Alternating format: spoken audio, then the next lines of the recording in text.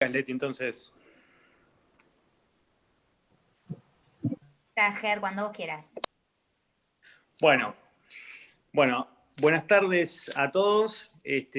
Bueno, es un gusto que me hayan convocado a hacer un poquito la presentación de la charla de hoy. Tengo la suerte de tener una amiga que es una experta en el tema, que es la doctora Leticia Pele Delgadillo, que lo hace con mucha solvencia siempre y trata de hacer escuela con los que venimos un poco de atrás para que nos metamos un poquito y de paso le demos una mano para que no hagan todo siempre los mismos. Así que bueno, en primer lugar, bueno, quería agradecer al presidente, a ETSIA, a Sebastián Cancio, al secretario, a Fabián Girolimetro, que bueno, ya lo conocemos todos, es gente que trabaja mucho y hace todo con mucho amor. Y bueno, después al final les iba a hacer algún comentario con respecto a ETSIA de lo que me pasa personalmente a mí y lo que creo que les pasa también un poco a todos.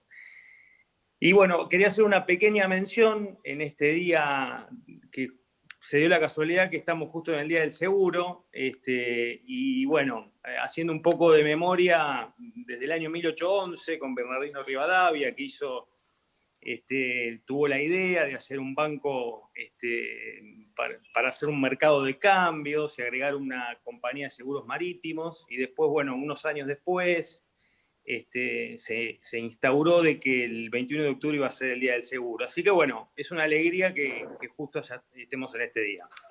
Así que bueno, para no hacerles perder más tiempo, vamos a tener tres expositores hoy. La doctora Paula Andrea Vieto, que nos va a hablar de riesgo cibernético y contrato de seguro.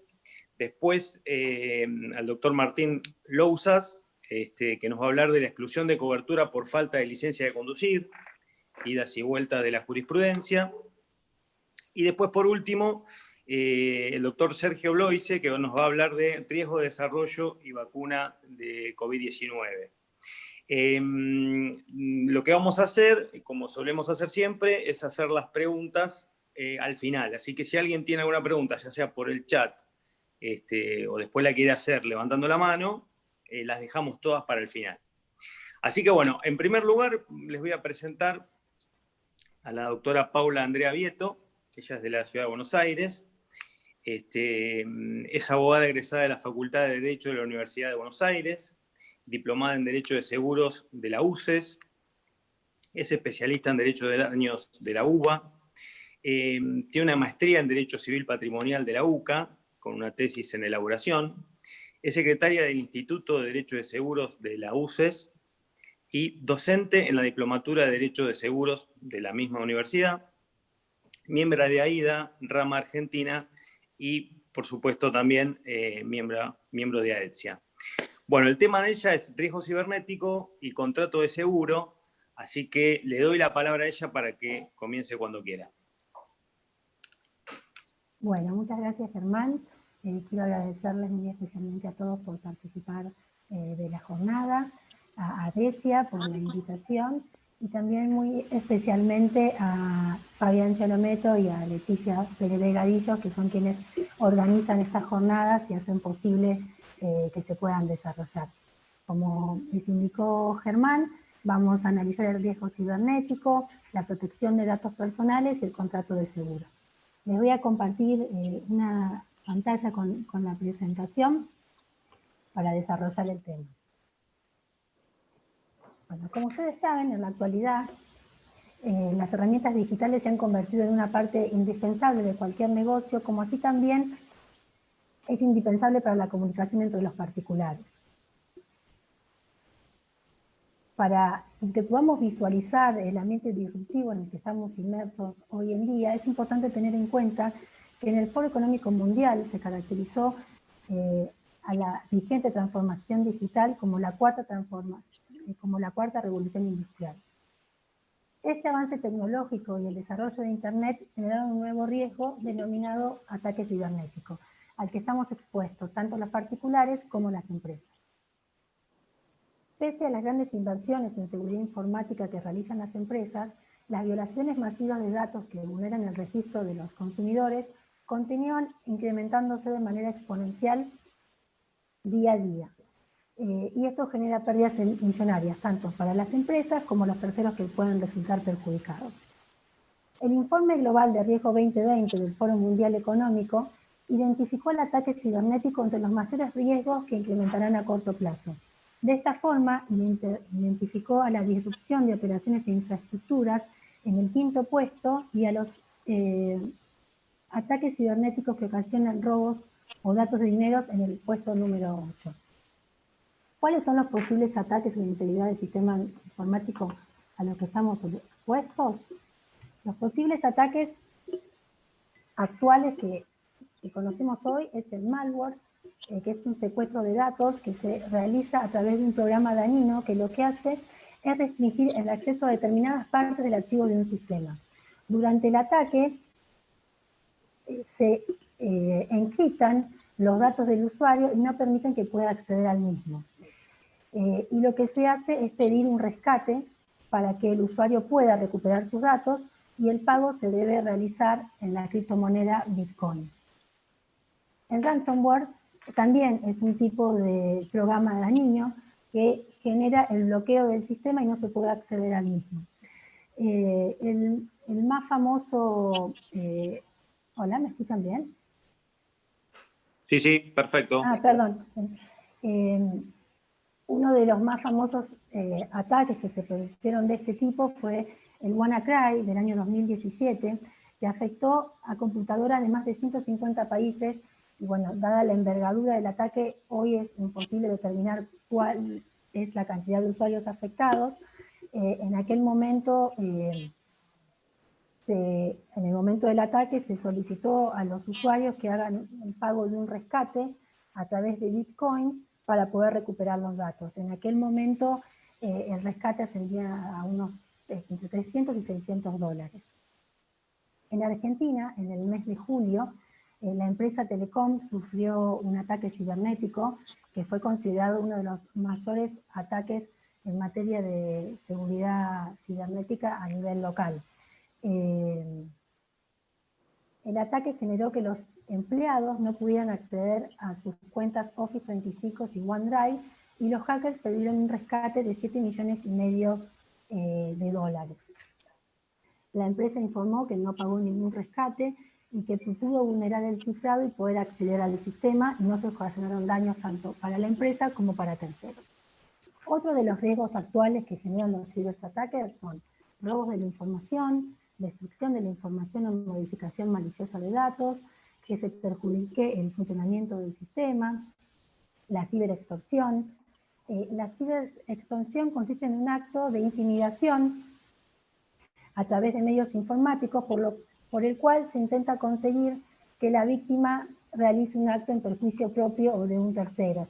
Generalmente se le amenaza con difundir información de la víctima. Otro de los riesgos es el phishing. El phishing se refiere al envío de correos electrónicos que tienen la apariencia de proceder de una fuente de confianza, es decir, de un banco o de una empresa. El usuario le genera confianza respecto de la procedencia, pero que en realidad se le envía un mail para proceder al robo de datos. En ese correo electrónico surge un link de acceso a una página web en el cual se le solicitan que se completen los datos personales, y de esa manera se produce el robo de datos. ¿Qué es la ciberseguridad? La ciberseguridad es el conjunto de tecnologías, procesos y prácticas diseñadas para proteger los programas, los datos, las redes de los ataques cibernéticos. Con el aumento de la conectividad, la necesidad de proteger los sistemas de las amenazas de seguridad cibernética ha aumentado de manera exponencial. La realidad es que en la actualidad, hoy no existe una herramienta que por sí solo sea plenamente eficaz para encontrarse protegido ante un ciberataque. Vamos a ver la legislación con relación a los datos personales. Como ustedes saben, los datos personales se encuentran consagrados constitucionalmente en el artículo 43 de la Constitución Nacional, Y la ley 25.326 fue sancionada en el año 2000, también tiene como objeto la protección integral de los datos personales. Nuestra legislación actual en materia de protección de datos personales no regula Paula, discúlpame un segundo. No, que me parece que hay algunos micrófonos prendidos. Les pido por favor porque que se... yo escucho, sí, yo escucho... Sí, ahí justo me avisó Fabián y se escuchaba algo. Sí. Así que te pido disculpas que te interrumpí, pero por ahí sí. No, está bien, gracias, sí. No, de nada. Seguí tranquila. Gracias. Como les comentaba, la ley 25.326, que fue sancionada en el año 2000, tiene como objeto la protección integral de los datos personales, pero esta ley no establece mecanismos específicos para el caso de vulneración de datos personales por ciberataques. En el mes de marzo de este año se presentó un proyecto de ley para modificar la ley 25.326. Entre los puntos más relevantes que encontramos en relación a riesgos cibernéticos, las modificaciones que se establecen son la incorporación de conceptos como datos informatizados, datos biométricos, nube de computación, datos genéticos y responsable de tratamiento de datos. Asimismo, el artículo 7 establece la obligatoriedad de informar los incidentes de seguridad. De esta forma, establece una doble obligación. Por un lado, el responsable del tratamiento de los datos deberá informar a la autoridad de control en un tiempo razonable, atendiendo las circunstancias del caso, las vulneraciones de datos personales. En este caso, la ley no establece un plazo cierto para la notificación, sino que establece que se debe notificar en un plazo razonable atendiendo las circunstancias del caso. Y por otro lado, también deben notificar al titular de los datos vulnerados.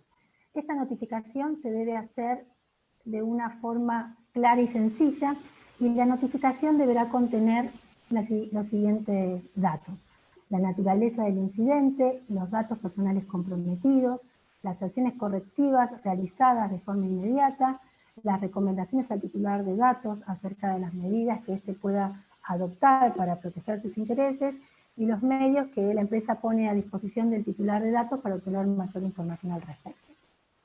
Esto es una reforma, es un punto importante respecto a lo que es vulneración de datos por ataques cibernéticos, ya que, como les comentaba, la legislación actual no cuenta con ninguna herramienta al respecto.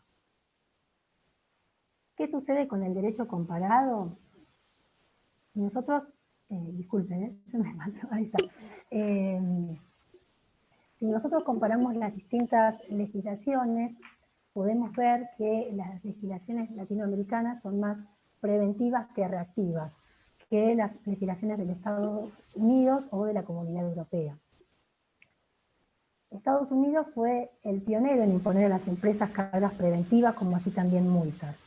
Si bien cada estado establece un tratamiento específico para la protección de datos personales, en todos los estados existe la obligación de notificar al damnificado si sus datos han sido vulnerados. Y a su vez tienen la obligación de garantizar que las personas no sufran la suplantación de identidad. Un ejemplo de esto es el caso de robo de datos que sufrió la cadena de hoteles Marriott, a raíz de un ciberataque a la base de reservas de la cadena de hoteles. Se vieron vulnerados los datos de millones de clientes de los distintos hoteles de la cadena, y esto generó la obligación de la cadena hotelera de notificar a cada uno de sus clientes respecto de los datos que habían sido vulnerados, y además debieron proporcionar una herramienta a cada uno de sus clientes para que puedan verificar si sus datos fueron difundidos sin autorización.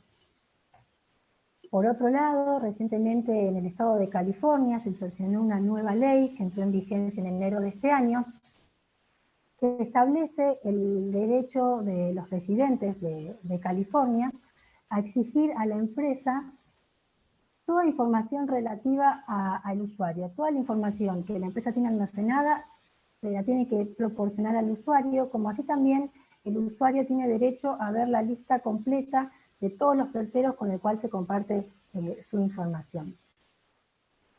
Por otro lado, en la Comunidad Europea existe un Reglamento General de Protección de Datos Personales que no solo refuerza la protección de datos para todos los individuos dentro de la Unión Europea, sino que además se ocupa de la exportación de datos personales fuera de la región y provee multas en caso de incumplimiento.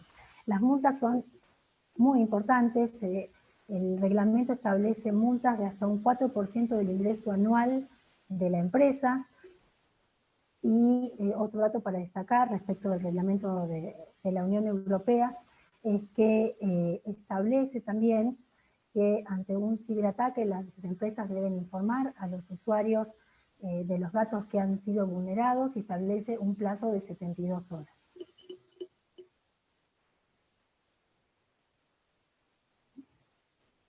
Volviendo, ahí estamos. ¿Qué pasa con el contrato de seguro? Una de las herramientas para proteger a una empresa del riesgo cibernético, además de que cuente con sistemas para protegerse, es contratar un seguro para que pueda transferir el riesgo en caso de sufrir un ataque cibernético. Dada la velocidad con la que crecen los ataques cibernéticos y la evolución de la tecnología, es muy difícil poder contar con una herramienta que por sí sola sea plenamente eficaz para poder transferir, para poder encontrarse protegido en el caso de sufrir un ataque cibernético. Por eso la importancia del contrato de seguro para este tipo de riesgos.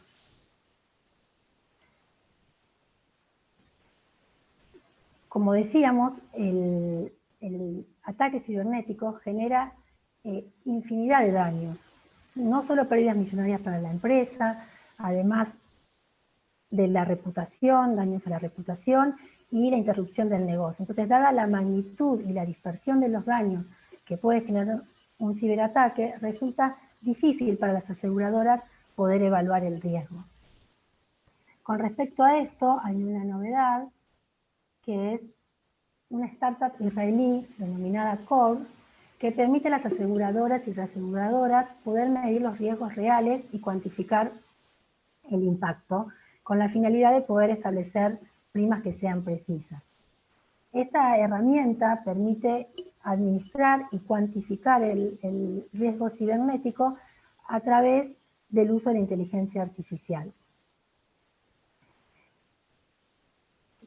¿Por qué Chrome se diferencia de otras aplicaciones que ayudan a identificar estos riesgos?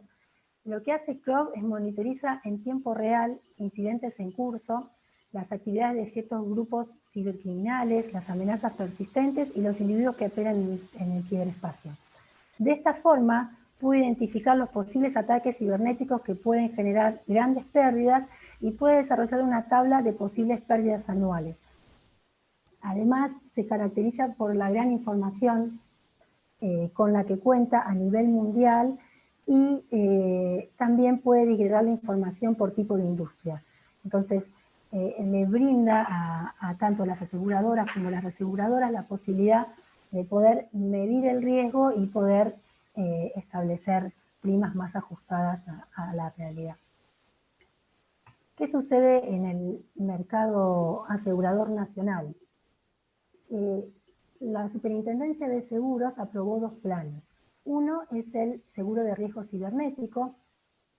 Esta póliza tiene una cobertura base ocurrencia para los casos de pérdidas propias y base reclamo, es decir, claim-made, para la responsabilidad civil. Entre las coberturas que brinda este seguro, encontramos la cobertura por pérdidas propias que otorga cobertura a afectaciones que sufre el asegurado como consecuencia de un ataque, un error humano o un error de programación vinculados al sistema.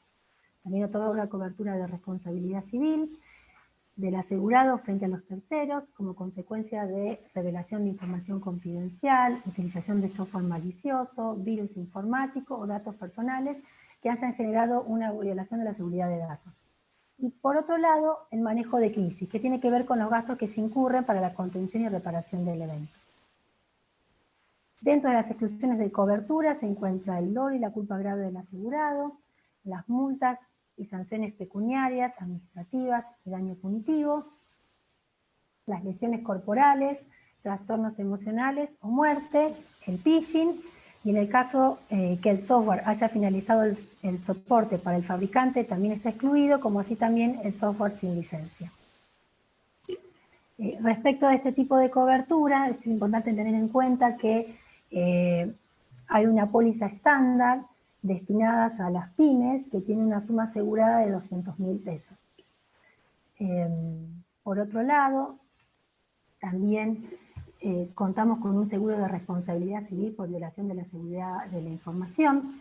Este seguro es del ramo patrimonial otros riesgos y la póliza es base de reclamo, es decir, es claim-made.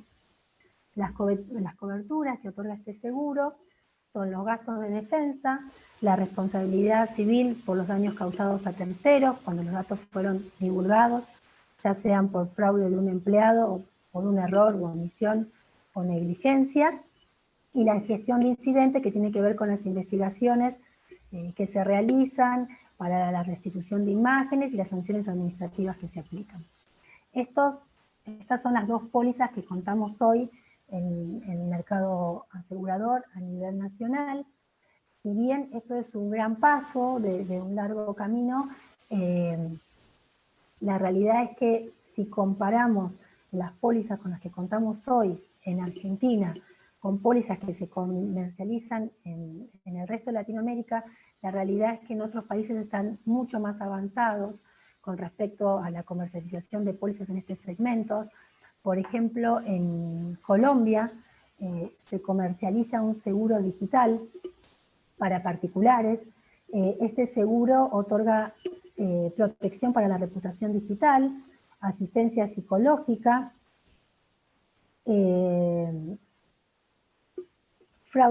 otorga cobertura también para el fraude electrónico y suplantación de la identidad digital, para la recuperación de la información digital, y también otorga asistencia tecnológica en el caso que los dispositivos hubieran sido dañados. Las sumas aseguradas se estiman en salarios mínimos mensuales legales vigentes, que van entre los 3 y 6 salarios, dependiendo del tipo de cobertura.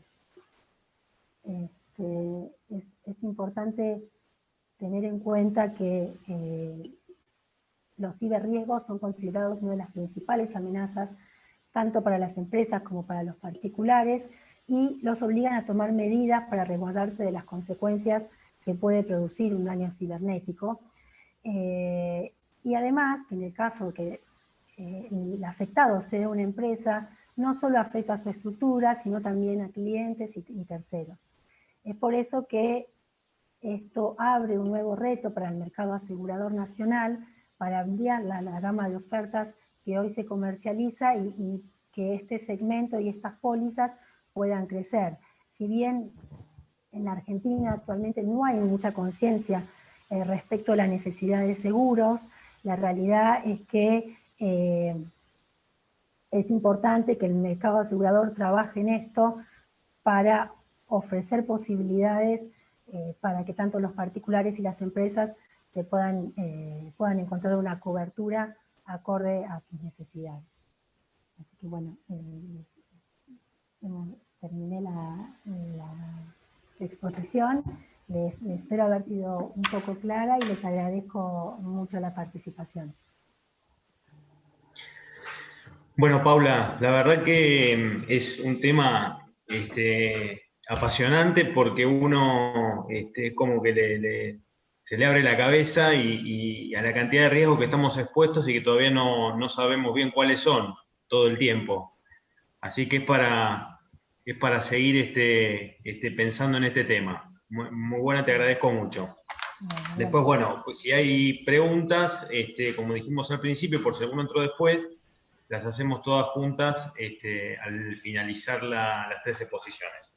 Bueno, ahora le vamos a dar lugar al segundo expositor, que es el doctor Martín Lousas, Él es abogado, egresado de la Universidad de la UBA, diplomado en Derecho de Seguros de la UCES, y es abogado especialista en seguros y apoderado de algunas aseguradoras del interior de la provincia de Buenos Aires.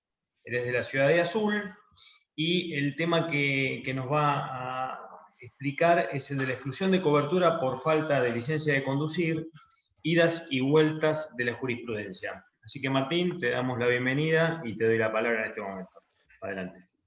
Bueno, hola a todos. Bueno, muchas gracias, Germán. Le agradezco también a Leticia que nos dio una mano con el armado. La verdad que, bueno, y a Fabián y a Sebastián, por supuesto, por la invitación. Bueno, interesantísimo lo que contaba Paula recién.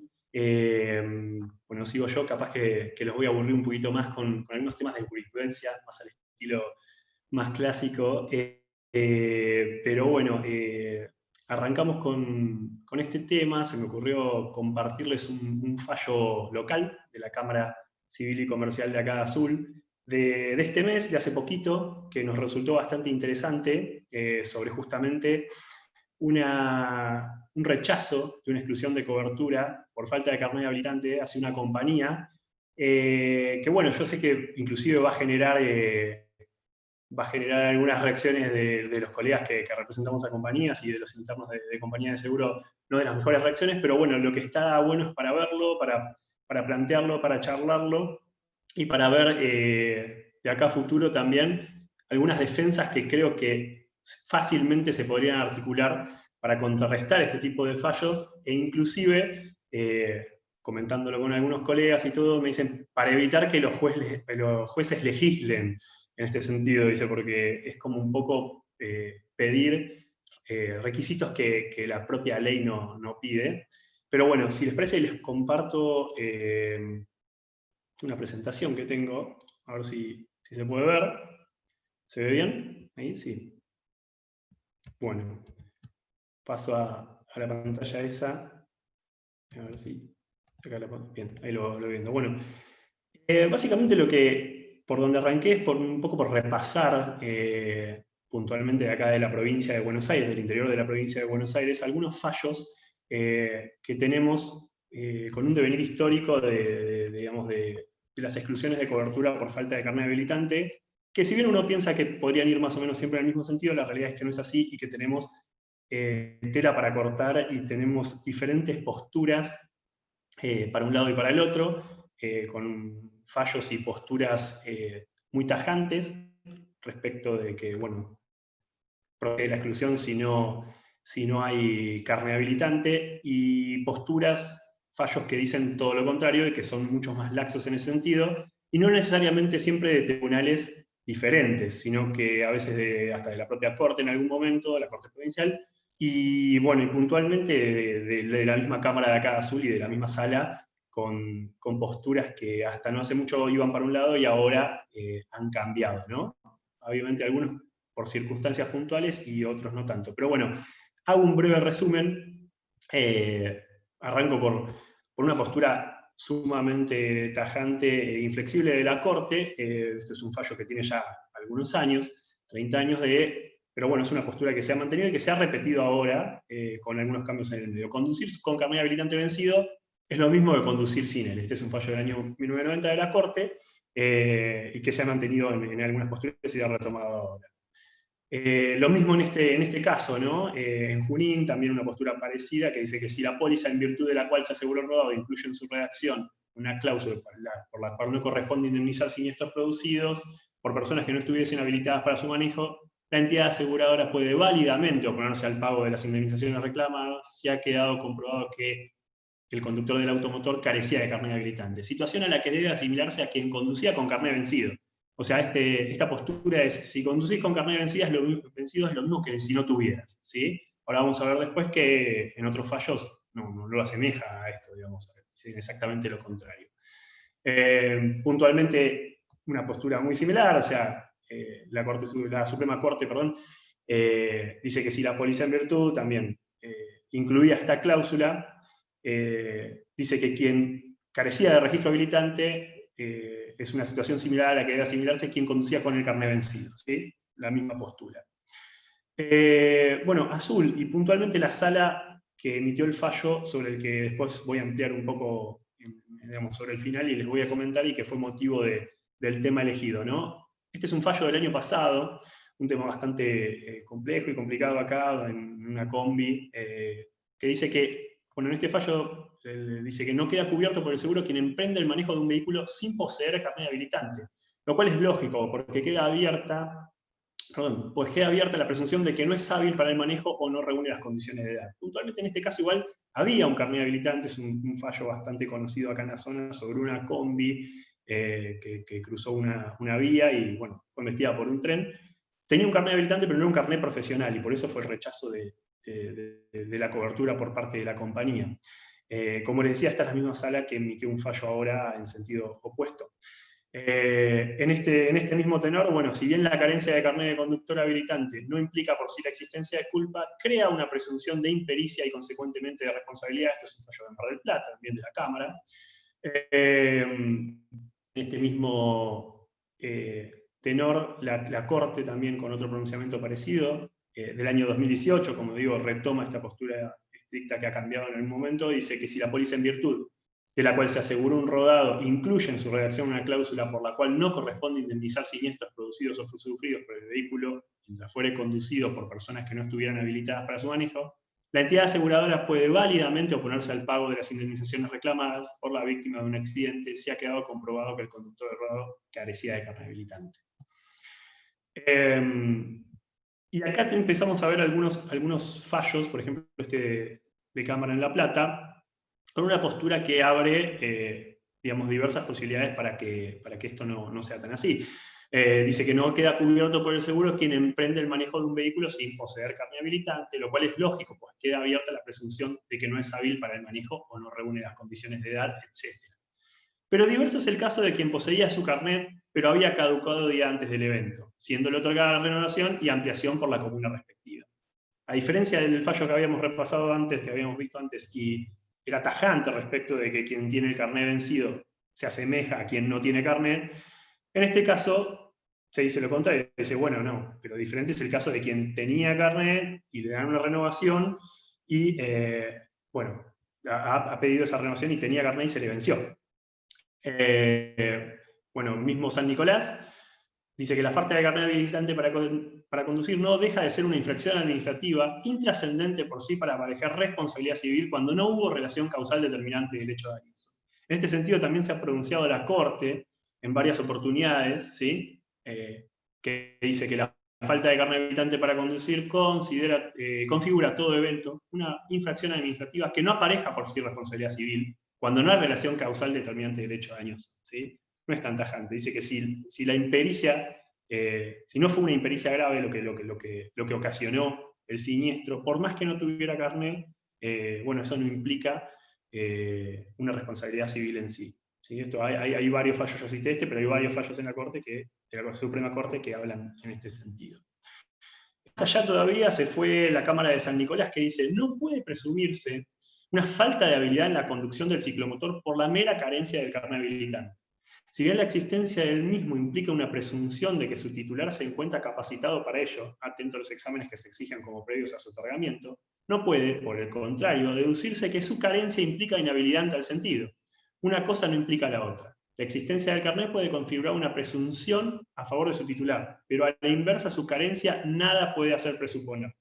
¿Sí? Es un fallo del 2011 de la Cámara de San Nicolás. En La Plata también dice que si está reconocida la existencia del contrato seguro, es la aseguradora quien debe demostrar el motivo de la exclusión que invoca para no responder por el siniestro. Por lo tanto, si se invoca que en la póliza se previó que la falta de carnet para conducir, de conductor, excluye la obligación de indemnizar y esa contratación no se aportó al trámite, no puede aceptarse lo que se sostiene en torno a la falta de carnet habilitante de quien conducía el vehículo colisionante.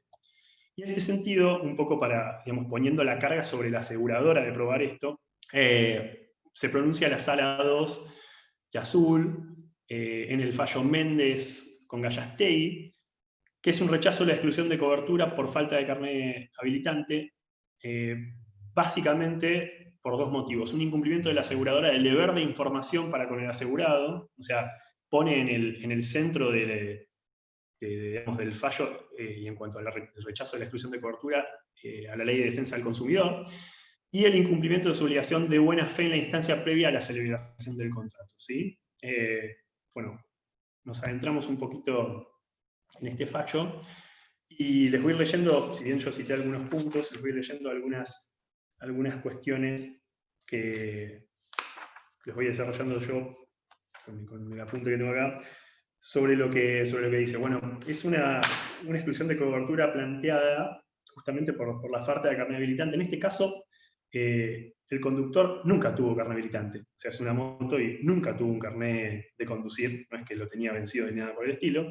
Y lo que dice el fallo es que existe un carácter ambiguo e impreciso de la cláusula en cuestión, la que deja abierta la exclusión de cobertura. ¿Sí?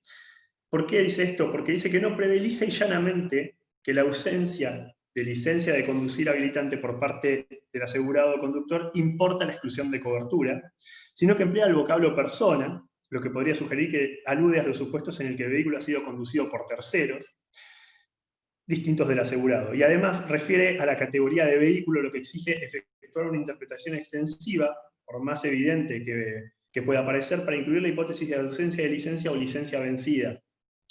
Lo cual dice el fallo que, lo dicho, ya coloca un manto de duda en punto a la legitimidad de la invocación de tal cláusula en concreto. Y bueno, y declara nula la cláusula en los términos del artículo 37, último párrafo de la Ley de Defensa del Consumidor, debido a la transgresión del deber de buena fe y de información en la etapa previa a la conclusión del contrato. ¿Sí? ¿Qué dice, digamos, dice que hay una certeza razonable de que al momento de contratar el seguro el asegurado no tenía licencia habilitante, ¿sí? Por ende, dice, permite inferir un incumplimiento por parte de la aseguradora del deber de información. O sea, ¿qué es lo que le están endilgando acá a la aseguradora? Le están diciendo, vos no le pediste el carnet habilitante al momento de celebrar el contrato. Lo cual, obviamente, esto no está contemplado ni hay ninguna norma que se pronuncie al respecto que diga que se lo tiene que pedir la aseguradora, ¿no? Esto después entra el fallo en este punto, dice que, bueno, pero además está bueno leer un punto más que dice, de haber advertido o informado al demandado respecto de la existencia de la hora invocada causal de exclusión, este no habría contratado el seguro, o al menos no lo habría hecho sin antes tramitar su respectiva licencia. Por regla, dice, ninguna persona en su sano juicio contrata y paga por un seguro a sabiendas de que no lo protegerá. Continúa diciendo que es cierto que no resulta de ninguna norma la obligación de la aseguradora de requerir o verificar la existencia de carnet habilitante al momento de contratar, que es lo que decíamos antes. Pero frente a una póliza que contiene una cláusula de exclusión por falta de licencia de conducir, la ausencia de verificación de su existencia y vigencia por la aseguradora antes de contratar, o de información al consumidor al respecto, luce cuanto menos contraria a su deber de información y a la obligación contractual de buena fe. ¿Sí? Ello, pues tal omisión hace aparecer como innecesario o irrelevante un recaudo que a la postre es invocado por la aseguradora para sustraerse de su obligación principal, vulnerando con ello la legítima confianza antes generada en el consumidor. ¿Sí? O sea, se basa puntualmente en la Ley de Defensa del Consumidor. O sea, lo trata como un consumidor, como es, digamos, el contrato de seguros, pero hace foco en este punto.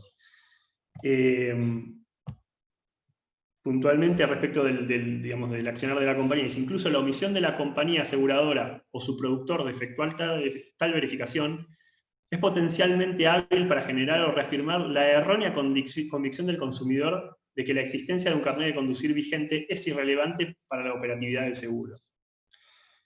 Y dice que de otro modo lo que se promueve es un comportamiento desaprensivo o hasta intencionado por parte de las compañías aseguradoras para quienes resulta más conveniente omitir esa información o advertencia al asegurado y garantizarse al cliente, a sabiendas de que en ese caso, en caso de un siniestro, contarán en su favor con una cláusula de exclusión. ¿Sí? De hecho, tal categoría de asegurados que abona una prima careciendo ab initio conforme la póliza de toda cobertura, es la mejor categoría de asegurados que puede tener una compañía. Esta percibe mensualmente la prima con un riesgo de siniestro equivalente a 0. Se advierte en suma un pago sin contraprestación posible alguno.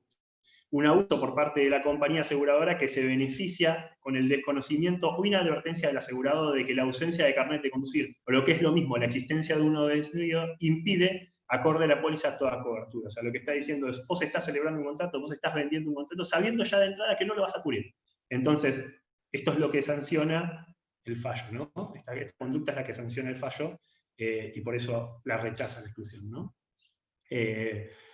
Continúa el fallo, ¿no? Después dice, no dudo de que la compañía de seguros o su productor, en el marco de un contrato que contiene una cláusula de exclusión como la de autos, debe verificar, o cuanto menos explicar al momento inicial de la contratación, la necesidad de contar con licencia de conducir, vigente a los fines de la efectividad de la cobertura, como parte de su deber de información y de la obligación de colaboración y buena fe que se dé en las partes en un contrato, ¿no? Acá cita el Código Civil, habla de la buena fe que tiene que existir en el contrato, y también, obviamente, la Ley de Defensa del Consumidor con la falta de información al momento de celebrarlo.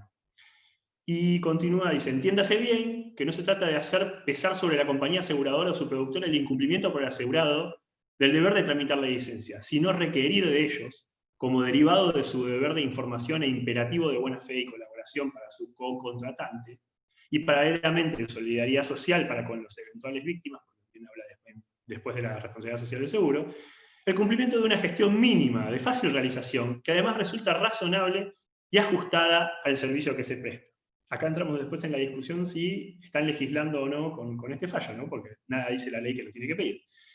Tampoco, aclaro, se pretende que las compañías aseguradoras lleven una suerte de registro o contralor de la fecha de vencimiento de la licencia de conducir de todos sus asegurados durante toda la vida del contrato, sino tan solo que cuando entre las cláusulas de sus pólizas tengan previsto una causal de exclusión como la de Marras, cumplan con ese deber de información, alerta y verificación inicial.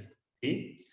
Y bueno, y a esto llevo yo, digamos, justamente, también estaba hablando un poco Paula al respecto sobre legislaciones en otros países y los roles que cumplen, si debe haber un nuevo abordaje, lo que planteo yo, de las estrategias defensivas por parte de las compañías de seguro, que se están viendo ya en otros rubros, ¿sí? Puntualmente en empresas dedicadas netamente a lo que es consumidor y e-commerce, que están adquiriendo un rol activo en consecuencia, digamos, y como reacción a la jurisprudencia que las ha sancionado y que les ha impuesto cargas, ¿no? Si las compañías de seguro no tienen que ir hacia una nueva estrategia defensiva en este sentido, anticipándose a esto y cumpliendo con algunos parámetros que, digamos, como bien lo dice el fallo, que les son factibles y que no debería ser demasiado complicado de poder llevar a cabo.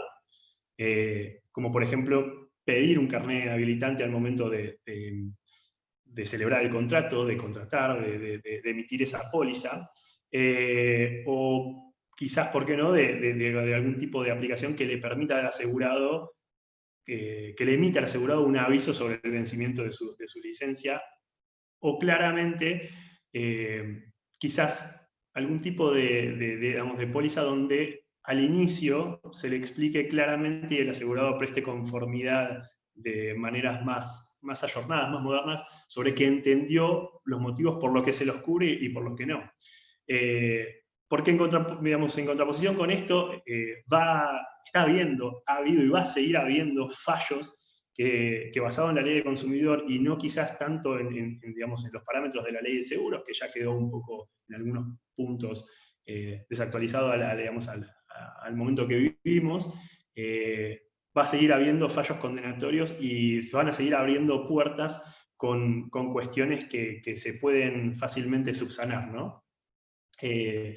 Un poco por ese lado viene el debate, era compartirles un fallo interesante, demostrar, digamos, bueno, algo que es sabido por todos nosotros y por lo que representamos a compañías y, bueno, y los abogados internos de compañías, de que no todo es tan seguro en este sentido y que podemos encontrarnos con fallos adversos, como en este sentido, como este fallo puntual, y que inclusive las posturas pueden cambiar de un año a otro, como lo que hemos visto puntualmente acá, e inclusive en otras cámaras nivel de la provincia de Buenos Aires, que es de donde nosotros trabajamos, y inclusive de la Suprema Corte. Y bueno, y tratar de verlo, y sé que va a generar algunas reacciones de todo tipo. Muchos no están de acuerdo, y bueno, pero es verlo, es entenderlo, es asumir que esto existe y que estos fallos están existiendo y van a seguir existiendo, y quizás sí reformular, como digo, las estrategias defensivas y elaborar este tipo de temas y ver si se pueden subsanar ya de antemano para cerrar la puerta a estos pronunciamientos, ¿no? Bueno, lo mío fue cortito, espero que les resulte interesante y que genere debate y diferentes posturas, que es lo que a todos nos interesa y nos enriquece, ¿no?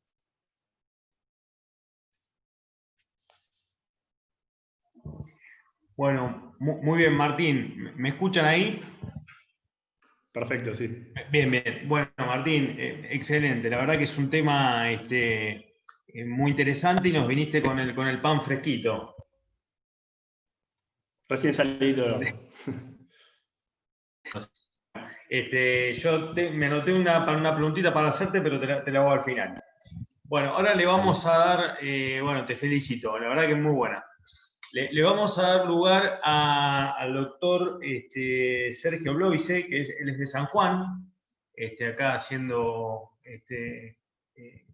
con gente de todo el país, lo que busca AETSIA siempre. Bueno, el doctor Bloise es especialista en Derecho de Daños de la Universidad Nacional de Cuyo. Tiene el cursado completo de maestría en Derecho Empresarial en la Universidad Católica de Cuyo. Es abogado litigante y abogado de Fiscalía de Estado de San Juan. Profesor titular de Derecho del Consumidor de la Universidad Nacional de Cuyo y profesor asociado de obligaciones de la misma universidad. Miembro de AIDA Argentina y del Instituto Argentino de Derecho del Consumidor. El tema que nos va a hablar él es el riesgo de desarrollo y la vacuna COVID-19. Así que, Sergio, bienvenido, te doy la palabra. Bueno, muchas gracias, Germán. Felicito, bueno, a los dos expositores, que la verdad que nos han dado dos disertaciones muy, muy interesantes y muy ricas. Y bueno, agradezco lógicamente a AETSIA, en la persona de su presidente, Sebastián Cancio, su secretario, Fabián Gerolimetto, toda la comisión directiva, y a sus miembros, obviamente, que nos han permitido participar de estas jornadas. AETSIA es un grupo absolutamente federal, y bueno, nos da este espacio justamente para el debate e intercambio de ideas. Voy a compartir una pantalla.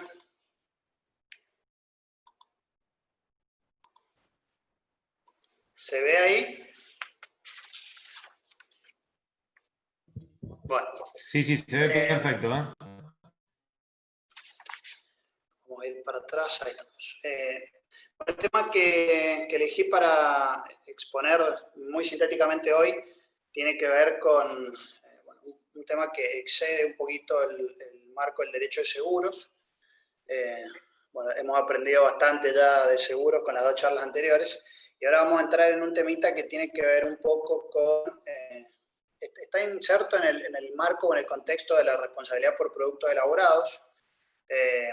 Puntualmente, este tema de los riesgos de desarrollos no es un tema nuevo, no es un tema novedoso, pero sí cobra o adquiere una significativa relevancia justamente con la vacuna COVID-19, que es lo que me lleva un poquito a repasar los conceptos, ideas que les quiero transmitir. Sobre todo cuando comienza la carrera de la industria farmacéutica y de toda la comunidad científica para desarrollar una vacuna que trate de alguna manera de solucionar este problema del COVID-19.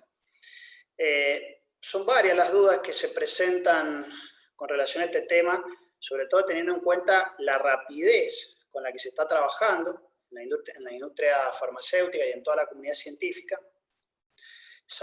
conociendo que el promedio quizá de creación o de fabricación de una vacuna oscila entre los 5 y 10 años. Un dato relevante, si se quiere, un dato elocuente, por ejemplo, la vacuna del HIV, de la cual se viene investigando hace más de 40 años y todavía no hay una vacuna, justamente porque existe, o la industria farmacéutica y científica se encuentra con el problema de que el virus va mutando. Entonces, bueno, es mucha la investigación que se requiere.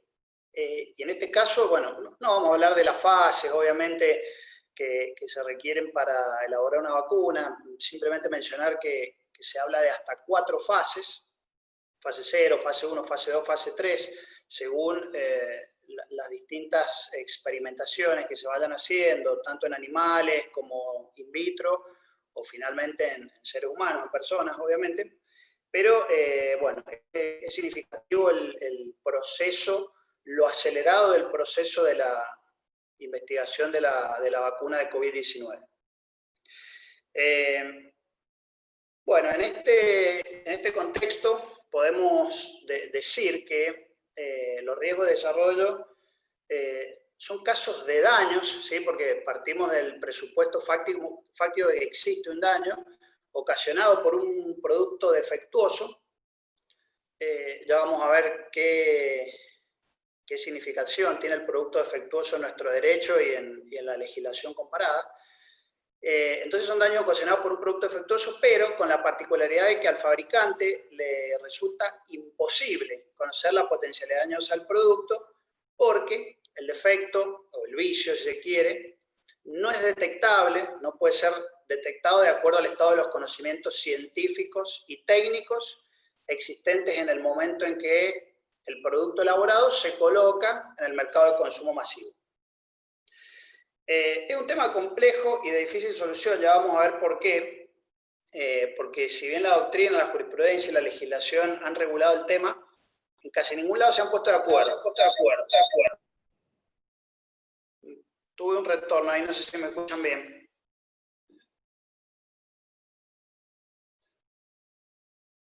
Tuve algún problemita de acople, no sé si se escucha bien. Ahora bien, doctor. Ahí. Bueno. Perfecto. Perfecto. Digamos, conceptualizado el tema del riesgo de desarrollo, me gustaría hacer una aclaración, porque por ahí el concepto se presta a confusión. El riesgo de desarrollo no son riesgos o defectos que se generen por el desarrollo o el avance científico, sino, por el contrario, son riesgos o defectos de los productos elaborados que justamente el avance de la ciencia permite descubrir o detectar. Se han establecido en la legislación comparada algunos requisitos para que nos encontremos ante un caso de riesgo de desarrollo. El primero, como les comentaba, es la existencia de un producto o servicio, generalmente se habla de producto, que se introduce al mercado de consumo masivo, por ejemplo, una vacuna. El segundo requisito es que este producto sea defectuoso, tenga un defecto, tenga un vicio o tenga un riesgo, ya vamos a ver qué tipo de efectos puede tener. En tercer lugar, este defecto no puede ser detectado teniendo en consideración los conocimientos científicos y técnicos existentes en un momento determinado, que es el momento en que el producto se pone en circulación o se introduce en el mercado de consumo masivo, y finalmente este producto o servicio debe ocasionar o causar un daño. Vamos a un caso emblemático de riesgo de desarrollo. Es el caso de la talidomida. A lo mejor alguno lo ha sentido nombrar.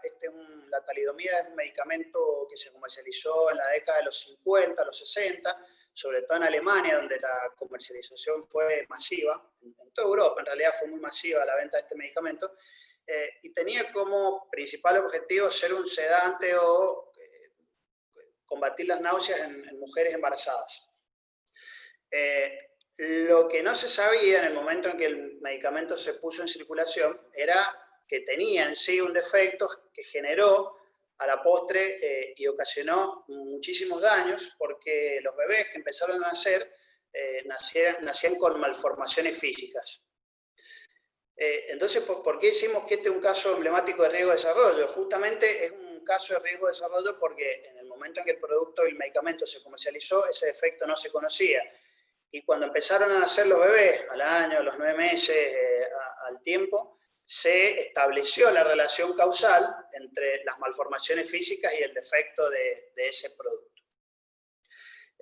Bueno, lo mismo puede pasar con la vacuna COVID-19, teniendo en cuenta lo que hablábamos de la rapidez con la que se está trabajando. Recordemos que hace poquito salió en todos los medios periodísticos el caso de la vacuna de Oxford.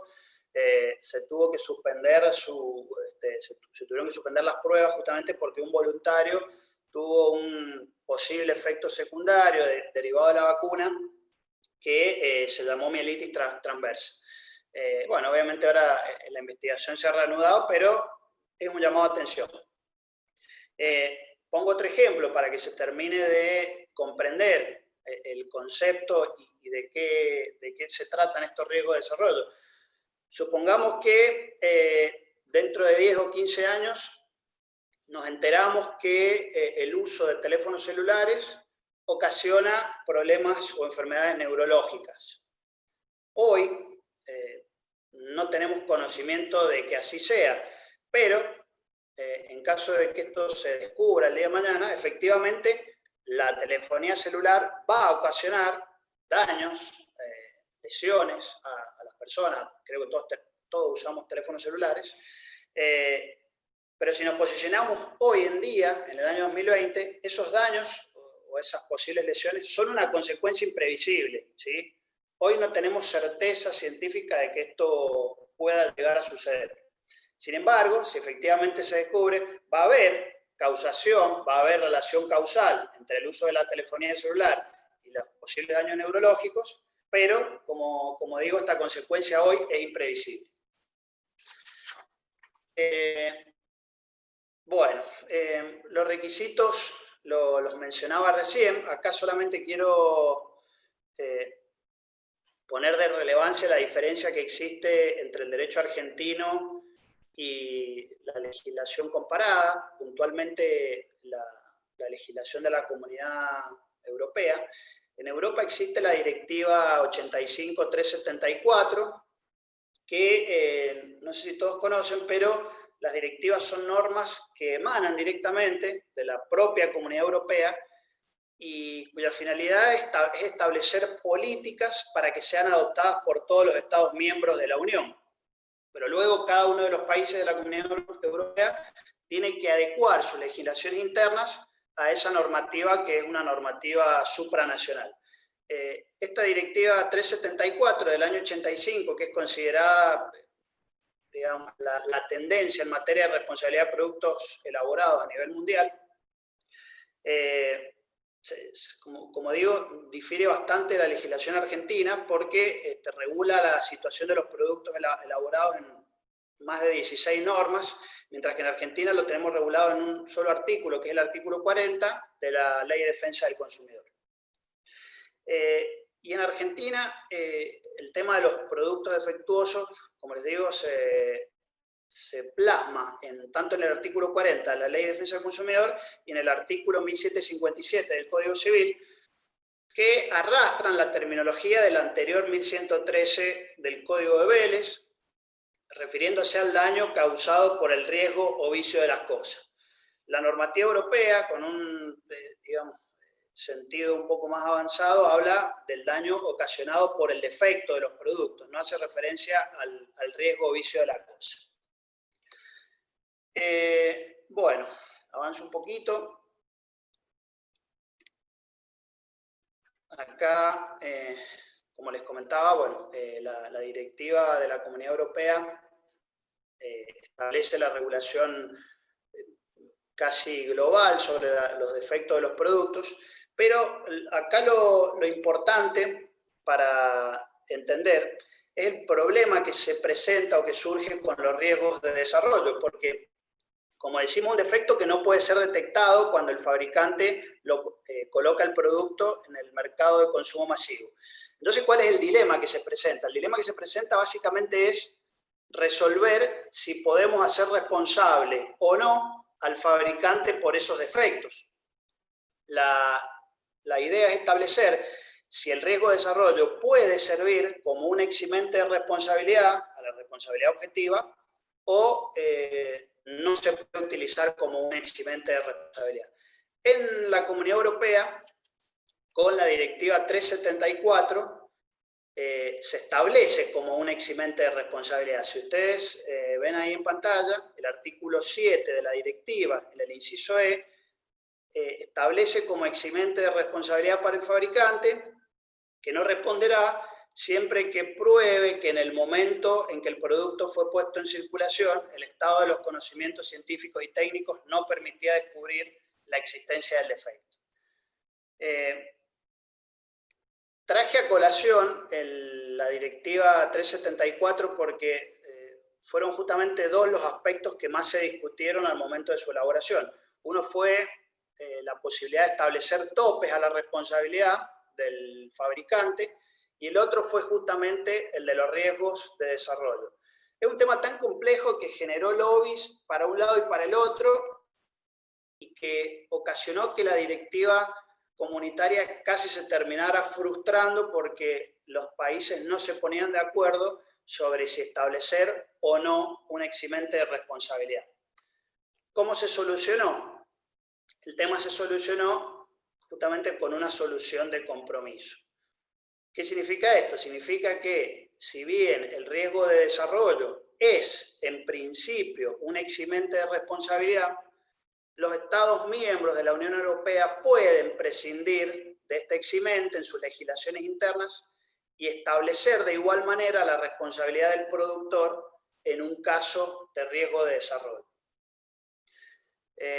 Bueno, si ustedes ven, fueron varios los países que tomaron la eximente: Alemania, Bélgica, España, Francia, Suiza, Irlanda, Países Bajos, Austria y Reino Unido. En España con algunas excepciones, porque en el caso de los medicamentos y alimentos no opera la excepción. Y adoptaron un sistema de responsabilidad aún en caso de riesgo de desarrollo otros países como Finlandia, Luxemburgo y Noruega. ¿Qué pasa en Argentina? Bueno, en Argentina hoy, 2020, no hay una norma expresa, no tenemos una norma expresa que regule la cuestión de si el fabricante o productor de un producto elaborado debe responder en caso de riesgo de desarrollo, pero toda la doctrina y parte de la jurisprudencia se han pronunciado sobre el tema de manera tangencial en algunos casos, pero diría que todos los autores que han tratado esta cuestión o que han tratado la responsabilidad objetiva, la responsabilidad por productos elaborados, han tocado la cuestión de los riesgos de desarrollo.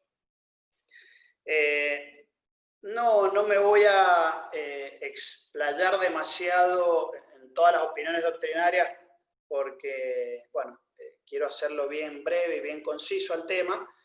Sí me gustaría, por ejemplo, resaltar la posición de Matilde Zavala de González, por ser una de las juristas de mayor trascendencia en nuestro país en materia de responsabilidad civil o derecho de daños, y la propia Matilde Zavala de González entiende que el tema de los riesgos de desarrollo es una cuestión muy espinosa y muy dudosa, porque justamente supone que la causalidad adecuada, es decir, la responsabilidad civil y la causalidad adecuada, suponen un juicio de previsibilidad objetiva.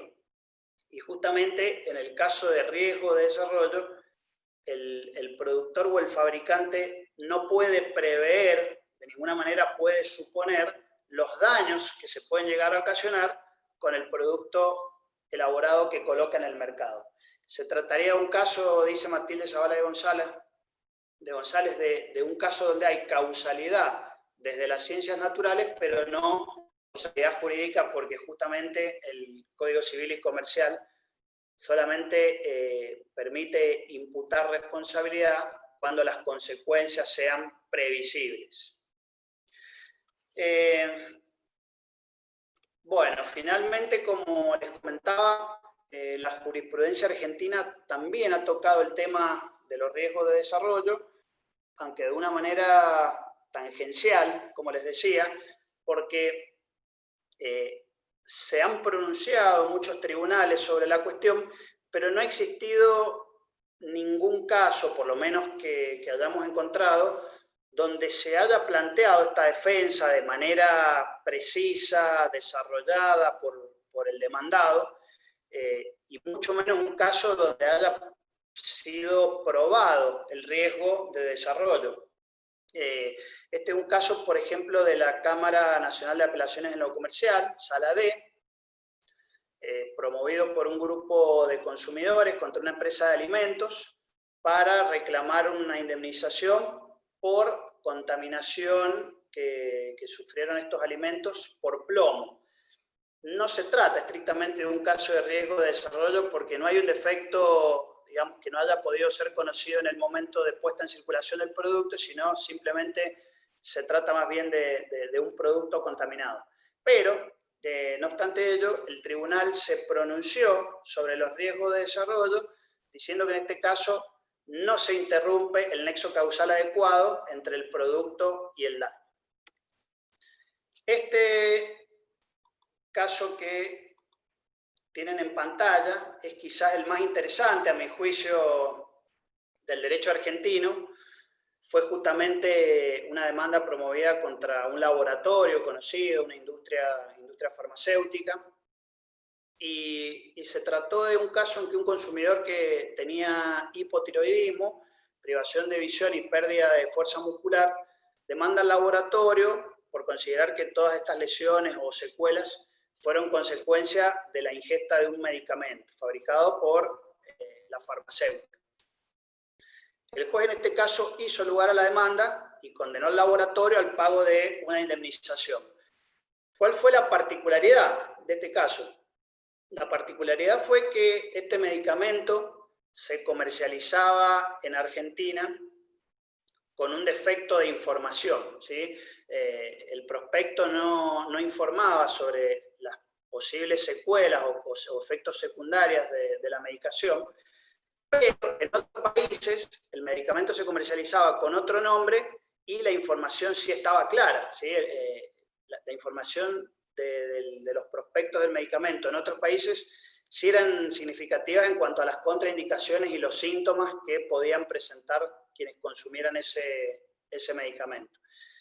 En ese caso, el tribunal lo que dijo es que el riesgo de desarrollo no exime de responsabilidad al elaborador de un producto, por lo tanto, que el producto ocasione, pues no reúne los caracteres del caso fortuito en la medida en que la posibilidad en que se presenten defectos no detectables a la luz del estado de los conocimientos científicos y técnicos en el momento en que el producto se lanzó al mercado, eso constituye una contingencia propia del riesgo de la actividad desarrollada por el fabricante y carece de la exterioridad característica del caso fortuito. Además, el tribunal estableció que en el derecho argentino no hay norma que permita exonerar al productor ante la presencia de un riesgo de desarrollo. Bueno, este es otro caso vinculado a otro producto elaborado, que es el Dermagloss Factor Solar 70, que también fue conocido, lo vamos a pasar.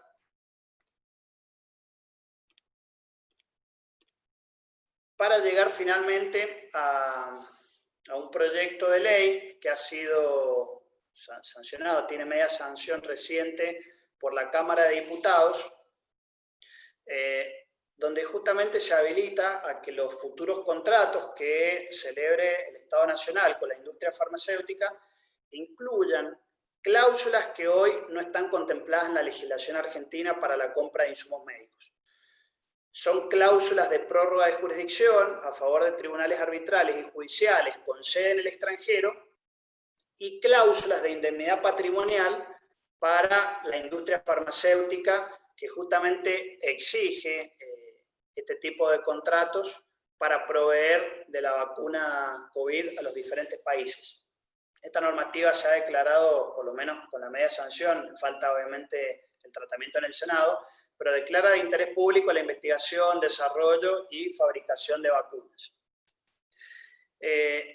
Finalmente, bueno, antes de terminar, hacer un breve comentario, que el proyecto de Código de Consumidor, que está tratándose hoy en comisiones en la Cámara, en el Congreso de la Nación Argentina, prevé el supuesto de los riesgos de desarrollo en el artículo 115 y en este caso la legislación que está proyectada, ¿sí? Porque reitero que es un proyecto, no permite la eximente de responsabilidad para el fabricante acorde con la opinión, si se quiere, de la mayoría de la doctrina y jurisprudencia argentina.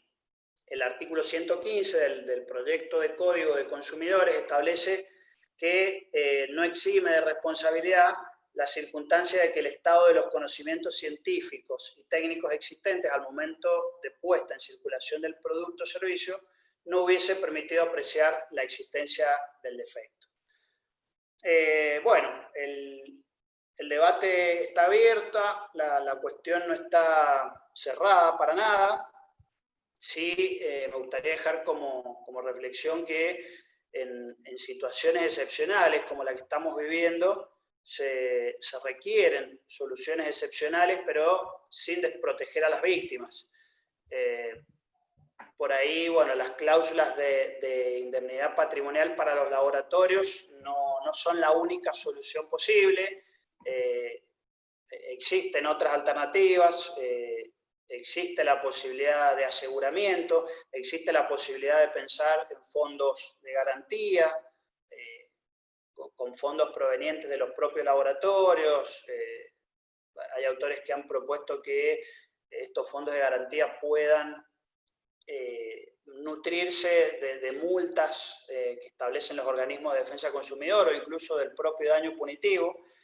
Y también hay otras alternativas como la propia responsabilidad del fabricante con tarifación, por ejemplo, o lógicamente la responsabilidad plena, digamos.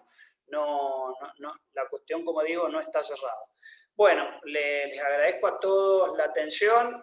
Perdón si me excedí un poquito en el tiempo. Y bueno, muchas gracias.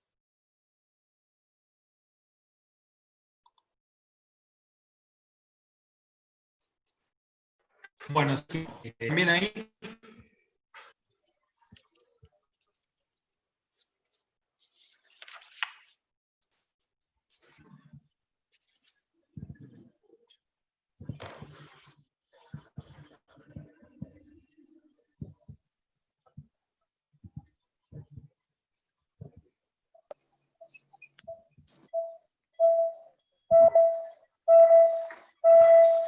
¿Ahí me escuchan bien?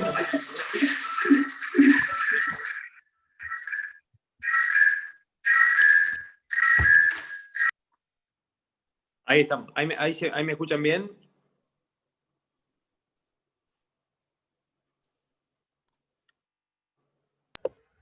Sí, Ger, perfecto. ¿Ahí me escuchan? Perfecto, ahí estamos. Ah, perfecto, perfecto.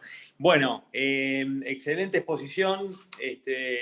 La verdad que es un tema que nos toca muy de cerca con lo que estamos viviendo y bueno, la verdad que estuvo muy interesante. Bueno, no sé si, Leticia, vos tenés ahí recopiladas algunas preguntas por el chat. ¿Tenés algo? No, la verdad no tomé las notas. Si alguno quiere igual hacer la pregunta, puede habilitar su micrófono y no... Directamente.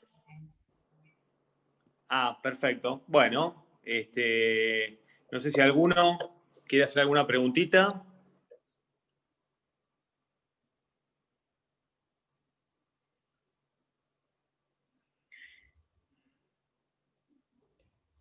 No. Me parece que quedó todo muy claro, Ger. Los chicos estuvieron excelentes. Felicitaciones a los tres. Sí, la verdad que fue muy buena. Bueno, entonces, si no hay preguntas, yo quería hacer un saludo final, sobre todo con este último tema que tocaron recién, con todo esto que estamos viviendo ahora. No sé si alguna vez escucharon hablar de la posverdad, ¿no? De la posverdad. Escuché hablar bastante de la posverdad. Y les voy a dar la definición que encontré en el diccionario, que lo tengo acá en otra computadora, y dice: información o afirmación en la que los datos objetivos tienen menos importancia para el público que las opiniones y emociones que suscita.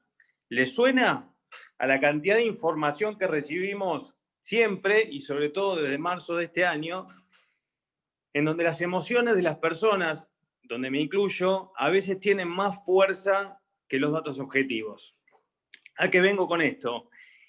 cuando empezamos con todo este lío de la pandemia, cuántas cosas hemos escuchado, cuántas cosas hemos tenido que salir a explicar con datos objetivos y las emociones nos ganaban. De hecho, ese posteo que circuló hace poco de Mafalda explicando cuáles son las fuentes del derecho, dice la jurisprudencia, la doctrina y lo que dice mi mamá, ¿no? Entonces, yo en este tiempo de la posverdad, donde hay tanta información y desinformación, tener un lugar como Aetzia, donde nos sentamos, ponemos la cola en la silla, nos ponemos a estudiar y lo compartimos con los demás, estemos o no de acuerdo, nos acercamos a la verdad y a los datos objetivos. Así que es un agradecimiento para Aetzia y los invito a todos a que los que no son miembros que se unan y que invitemos a todos los que podamos para unirnos y ser más. Cuanto más voces haya, más cerca vamos a estar de los datos objetivos. Así que bueno, los invito también a participar de las redes sociales, a entrar, a ver las actividades, a entrar en la página web. Hay mucho por aprender. Y el aviso parroquial que no me quiero olvidar es que el día 7 de noviembre tenemos la última charla de AIDA Internacional, que si no me equivoco va a haber 2 expositores españoles. Así que bueno, dejamos abierta la invitación y no sé si Leti, me estoy olvidando de algo. No, está perfecto. 11 horas del 7 de noviembre, la última reunión internacional con 2 exponentes españoles que son de lujo. Así que esperamos contar con la presencia de todos. Ya van a tener más novedades por las redes sociales. Y creo, Ger, que Estudios Sensich quería hacer una pregunta, está levantando la mano. Ah, bueno. A ver si quiere habilitar el micrófono o si solo era para saludar.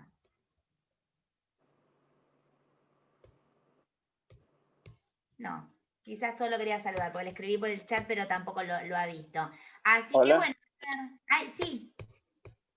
¿Cómo te va? Justo me colgué un poco y quería hacer una pregunta. En realidad, un comentario a Martín Chausa sobre el fallo que estuvo explicando. ¿Qué opina él? Bueno, personalmente pienso que es un fallo un poco peligroso porque le impone unas cargas a las compañías que por ahí no se lo impone ni la misma ley. Yo pienso en el caso típico que se da de hombres mayores, mujeres mayores que ponen el auto a nombre de ellos, pero no lo conducen los hijos o le compran una moto al nieto. Entonces la compañía en ese caso que le tiene que pedir un carnet de conducir al titular del auto que no tiene y nunca va a tener, tiene que hacer una cláusula especial manifestando de que él no lo va a manejar. O sea, me parece que es un fallo un poco... me parece un poco peligroso imponer esas obligaciones a las compañías. Hola, Doc. Contesto, tengo habilitado el micrófono, ¿no? Un gusto. Sí, coincido en ese sentido y bueno, y es el debate que se ha dado un poco acá con los colegas locales que se enteraron antes y con los que lo he compartido, y es el mismo que se está generando en este caso, ¿no? Coincido en ese sentido, pero también,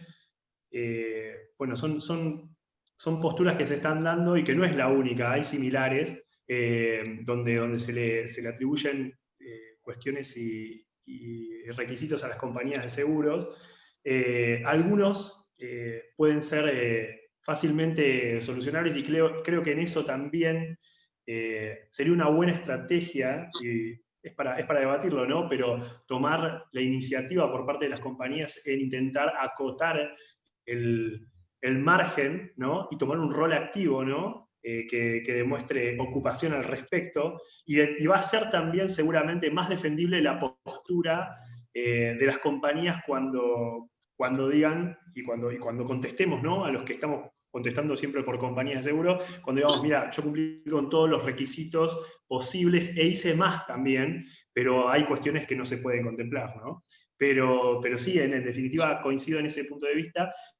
Igualmente este era un fallo y era un caso muy puntual donde se había dado esta particularidad y donde es muy llamativo, ¿no? Que desde entrada esta persona no es que no tenía carnet, no es que lo tenía vencido, ni siquiera tenía, nunca tuvo. Entonces, bueno, por eso se da esta particularidad. Pero coincido y sí, el debate es amplísimo, ¿no? Y más allá de eso, mi opinión es una más y y yo coincido en ese sentido, pero quizás que se sumen las demás opiniones y se abra el debate y veamos a ver digamos, qué se puede concluir al respecto, no sé, que se puede concluir algo de inmediato. Muy bien, muy bien. No sé si quedó algún otro con alguna otra preguntita.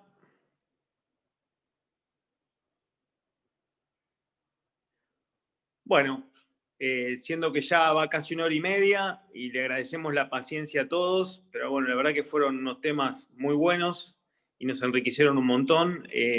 Bueno, cerramos el acto y nos vemos la próxima. Un saludo para todos.